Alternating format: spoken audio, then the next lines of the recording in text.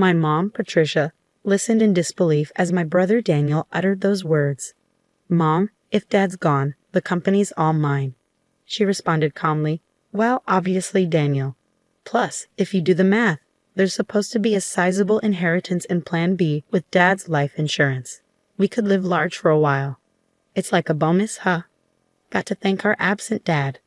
I felt like I was about to explode with anger. What was wrong with these people? This was unforgivable.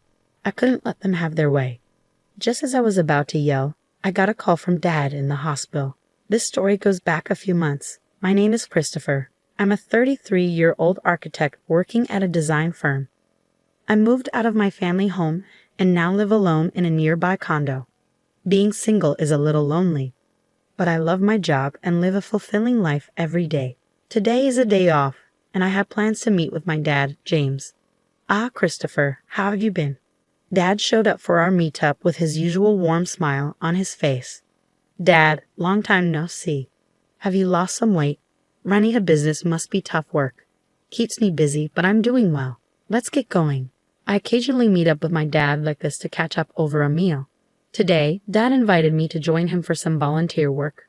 We're at a small children's care facility on the outskirts of town. "Hello, Mr. Smith." "James, Christopher." "Hello, and thank you for coming today." We were greeted by the friendly face of the elderly director. Dad and Mr. Smith were chatting away warmly. Turns out, my dad grew up in this facility. After leaving it, he put himself through college and started his own architecture firm. Even without any relatives to rely on, he made it on his own efforts, and I've always admired him for that. On his day off, Dad often invites me to volunteer at the facility with him. Since we both have backgrounds in architecture, we can repair furniture and playground equipment. "James, Christopher, you've helped a lot today." After finishing our repairs on beds, chairs, and swings, Mr. Smith thanked us as we were leaving. I felt good about making a difference, and for Dad, visiting Mr. Smith, who's like a father to him, must be important. As we strolled side by side, contemplating where to grab a bite, a sleek black luxury car pulled up next to us. The window rolled down, and out popped my mom. Behind the wheel was my brother Daniel. Well, look who it is, back from the care facility again," Mom said, her tone dripping with sarcasm. "It's embarrassing to have a dad without parents. Can we stop this already, Mom?" "Let's go," my brother spoke, chomping on his gum. I wanted to retort to tell him that he should be the embarrassed one, an adult with no stable job and dyed hair. But I held back. There was no point in saying anything to these people. It would be a waste. "Daniel and I are going to dinner. You two can grab some fast food and don't forget to fold the laundry, all right?" Patricia, my mom, responded without waiting for a reply. Without another word, she rolled up the car window, and they drove off. Dad and I just watched them go, saying nothing. Mom and my brother looked down on Dad, belittled him at every turn. Honestly, Mom might be beautiful on the outside, but that's about it. The reason they can do all this is that they're basically living off Dad's income. They've been trash-talking him for as long as I can remember, saying he's a deadbeat from an orphanage, that he has no ambition or excitement in his life. They probably only see Dad as a wallet that listens to their every demand. What's worse, my brother Daniel eats all of this up and joins in on making fun of Dad. Our family has 2 kids, but Mom has always lavished her love only on Daniel. She's pretty much ignored me, giving Daniel whatever he wants whenever he wants. Thanks to that, Daniel still clings to Mom like a child. Even in his 30s, he still calls her mommy and lets her dictate even what he wears and eats. When I heard that Mom accompanied him to every driving lesson, I was floored. I said to my dad, breaking the silence, "Isn't it hard living with those 2? I asked my dad that question. "I'm used to it. Besides, they're still family. I have to do what I can," Dad said in a lonely voice before heading back to the house he shares with Mom and Daniel. All I could do was watch him go. A month passed. I got a call from Mom saying that Dad had collapsed, so I rushed to the hospital. Dad, who looked even more fragile than a month ago, responded, "I got some tests done, and they found cancer.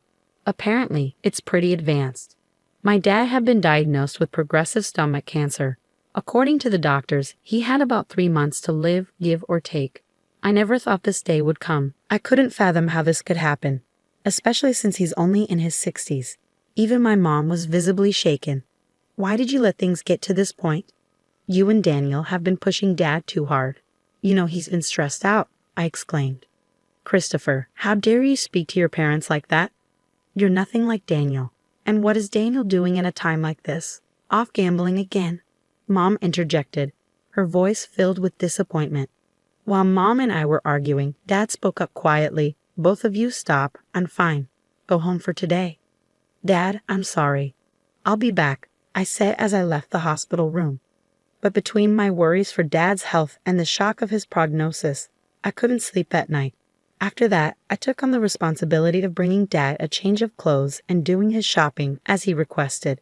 Sure enough, neither Mom nor my brother lifted a finger. Still, I wanted to make Dad's time as comfortable as possible. I popped into his hospital room during breaks from work and took care of him for 2 months.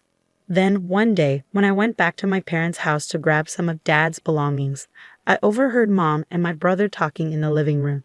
Mommy, once Dad is gone, the business is all mine, right? Stunned by my brother's words, I listened more closely. That's when my mom chimed in, Daniel, it's not a given. Besides, if you do the math, there should be around $2 million in inheritance. Wow, that's awesome. Maybe I should buy another car. Why not? You'll be the company president, so you should drive a nice car. Thanks to his life insurance, we can live a little lavishly for a while. It's like a bonus. Got to thank Dad for not being around, Mom said casually. I felt like I was going to explode with anger. What kind of trash were these people? Unforgivable. I couldn't let them get their way. Just as I was about to unleash my anger, I received a message from Dad. Christopher, can you come to my hospital room alone? I managed to contain my emotions and went to see my dad. He had lost even more weight recently, and his complexion looked bad. Christopher. Thank you for always being there, I said to my dad as I sat next to his bed. What are you talking about, Dad? Just tell me what I can do to help, I replied, trying to keep my voice steady. Dad hesitated for a moment before speaking, his words heavy with importance. There's something important I need to talk to you about, he began. I listened quietly, holding back the tears, as I responded, visiting hours are almost over, so I'm going to head out. But about what we discussed, Dad, just focus on taking care of yourself for now. Ah, thank you, Christopher. See you later, he said weakly. In the end, that was the last conversation I had with my dad. He took a turn for the worse shortly after and passed away the next day. I held my emaciated father's hand in the hospital room and cried. My mom and brother also put on a show of tears, but only this time things got pretty tough. After that, Mom was technically in charge of the funeral, but of course she didn't lift a finger. Instead, she showed up at the funeral all dolled up in makeup and tried to cut corners on the costs. He doesn't even have any relatives. Why not keep it simple? Dad's co-workers and business associates are coming to the funeral. Don't embarrass us with that kind of talk, she remarked. Today, while getting his necktie tied by Mom, Daniel chimed in, just do what Mom says. Don't waste money on a dad like that. Daniel, just be quiet. If it's about money, I'll handle it. At least let me give Dad a proper send-off, I said firmly. So I ended up taking charge of the entire funeral. It seemed Dad was well loved by many people. Lots of folks came to pay their respects, which made me really happy. About a week had passed since the funeral ended, and that's when Mom spoke up. Now that we're a family of 3, finally got that person out of the picture. Now the $2 million inheritance is all ours, right? Daniel and Dad's company too. Man, I'm finally going to be the boss. Listen up, Christopher. You better give up your inheritance. Just after the funeral had ended, they were already talking about this stuff. Annoyed, I replied. Dad had already arranged all the inheritance matters with the lawyer. I have the contact details. What? Why didn't you say that sooner? Call the lawyer right now, my brother exclaimed. That's right, Christopher, hurry up, added my mom. So I dialed the number on the business card that Dad had given me. Not long after, the lawyer arrived, a woman in her mid-30s. I'm Attorney Williams. I've been authorized by James to handle matters concerning the inheritance. I'm very sorry for your loss, she said while shaking hands. My brother Daniel remarked, Wow, I thought lawyers were all old dudes. You're quite the looker.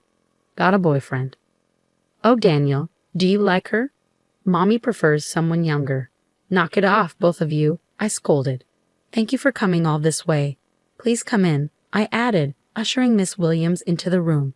We listened to what she had to say. Let me explain. First of all, concerning the company, James had told me before he passed that it would be transferred to an acquaintance's company. I've been proceeding with the paperwork. What does that mean? I was supposed to become the CEO. I've heard nothing of the sort. My brother raised his voice in protest. For the sake of the employees, the company will be merging with a trusted and skilled company that your father was fond of. The other company has already agreed, so there's nothing that can be done. That damn outsider. Damn it, my brother exclaimed. My mom hurriedly chimed in. Daniel, calm down. The inheritance is ours, right? It should be around $2 million, shouldn't it? Miss Williams answered matter-of-factly, no, there's nothing like that. The company was not doing as well as you think, and any remaining assets have been used to prepare for the company's transfer. What? What about our money? There should be $2 million coming in. Mommy, what's going on? I questioned. Patricia has received a substantial life insurance payout. She has left a will expressing the desire to gift that money, Miss Williams explained. My mom interrupted. What are you talking about? We've already spent that on a new. The lawyer mentioned Dad's multiple insurance policies. Right then, the question about other life insurance payouts arose. What about those other payouts regarding life insurance? I asked. James had canceled all policies before he passed. All I know is that the money was used up, Miss Williams replied. What? Where did all the money go before he died? Damn it, was he planning to leave us without a dime? I muttered in frustration. I watched as Miss Williams left and my mom and brother lost their composure. As she left, she said, It's tough, isn't it? All I could do was give her a forced smile in return. Later, I looked up at the night sky, recalling the last conversation I had with my father while walking. Christopher, would you take over the company if I die? There might not be much in assets, but I should be able to leave you at least the insurance money. There should be enough of that, Dad had said. What are you talking about, Dad? You were the only one in the family who was kind to me. I wanted to leave something for you, at least, Dad. I respect you for building the company from scratch with your own hard work. I want to make it on my own, too. I don't need the company or the insurance money, but if there's any inheritance left, I want you to use it as you wish. I'll help in any way I can, I had replied. Christopher, thank you. Thank you, Dad had said with gratitude. As I continued walking, I realized I had arrived at the facility, despite it being night. Mr. Smith was in the yard, and when he saw me, he ran over in tears. Christopher, James passed away so suddenly. He told me not to come to the funeral. But actually, Mr. Smith, my dad was grateful for both you and the facility. I just found out, too, a little while ago. James made a large donation to the facility, a really large one. Now we can buy the things the kids need. We might even be able to renovate. Thank you, but I wish James could have lived. I wish he could have been. While comforting a tearful Mr. Smith, I found myself crying too. Looking up at the starry sky, I whispered in my heart, Dad, you did it. You really did it. A few months later, I had occasionally met with lawyer Miss Williams to handle the intricate legalities of transferring the company and settling the estate. This was to be my last meeting with her. After expressing my gratitude for her support, Miss Williams offered her condolences once more, comforting me in a considerate manner. As I was seeing off Miss Williams, I thought about how I might never see her beautiful face again. She was such a kind and gracious person. Just then, as I was waving goodbye, a familiar car pulled up beside Miss Williams, and out jumped my brother wielding a metal bat. Ah, hey, what the heck are you doing? I yelled, quickly tackling my brother. Shut up. Let go of me. His face turned red as I held him down on the ground. He was struggling. Were you trying to attack Miss Williams? What's going on? What's going on? I demanded. Because of her. I didn't get the company or the money. It's her fault. Damn it. That's ridiculous. This isn't Miss Williams' fault, I responded. I had thought he was foolish, but this was beyond anything I'd expected. While shielding a trembling Miss Williams, I called the police. Inside my brother's car, not just a bat, but also a rope and a stun gun were found. Clearly weapons. He was swiftly arrested. When our mother found out, she fumed, You'd send Daniel to jail, your own family. How heartless. I replied calmly, I no longer consider you or him family. My only family was my late dad. I'm cutting ties with both of you. Mom was still ranting, but I ignored her and cooperated fully with the police investigation. I later found out that my brother had also been repeatedly harassing Miss Williams online, making vulgar comments and slandering her. Threats had even been made, and the police were in the process of identifying him. My brother was sentenced to jail for his attempted attack on Miss Williams. She also sued him in civil court for defamation, and he was ordered to pay damages too. Please take every penny he has if that'll make him reflect on his actions. I'm truly sorry for all this, I said upon my apology. Miss Williams gave a faint smile and said, I'll do just that. Thank you for saving me from a dangerous situation.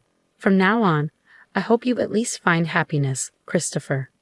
Several months later, when spring arrived, I found myself at Sakura Garden. Today, it wasn't for volunteering, it was a business meeting. Thanks to the funding from my father's donation, the aging facility was planning a renovation. Mr. Smith had approached me for the architectural design. I initially declined, citing my inexperience, but Mr. Smith was unyielding. James always proudly said, Christopher will become an exceptional architect. He's already surpassed me. We can do this because of James. I'd really like for you to take on this project, Christopher, Mr. Smith insisted. With sentiments like that, how could I say no? I wanted to create a wonderful building that brings even a small amount of happiness to the kids and Mr. Smith. I'm sure my dad would have been proud of that. As for my brother, well, he hasn't changed even after his sentencing. Actually, he's become even more irresponsible. Though he avoided jail due to probation, he still begs our mom for money daily, starts drinking in the afternoon, and gambles away what he borrows. My mom is being pushed around by my brother every day. The large house we lived in, thanks to my dad, along with the car bought with insurance money, were sold to pay for Miss Williams' compensation and my brother's bail. Now, it seems they live together in an old apartment. A friend told me she's lost her beauty and looks more like an old woman now. She brought this upon herself. But I hope she at least reflects on how she treated my dad poorly before he passed away and raised my brother to be such a mess. One last thing. I'm going to marry Miss Williams, the lawyer, soon. She told me in confidence that she felt attracted to me after I saved her from my brother's violent behavior. She's a bit on the serious side, but I really love her for her kindness and dependability. From here on, I aim to work hard and be like my dad, building a warm and loving home.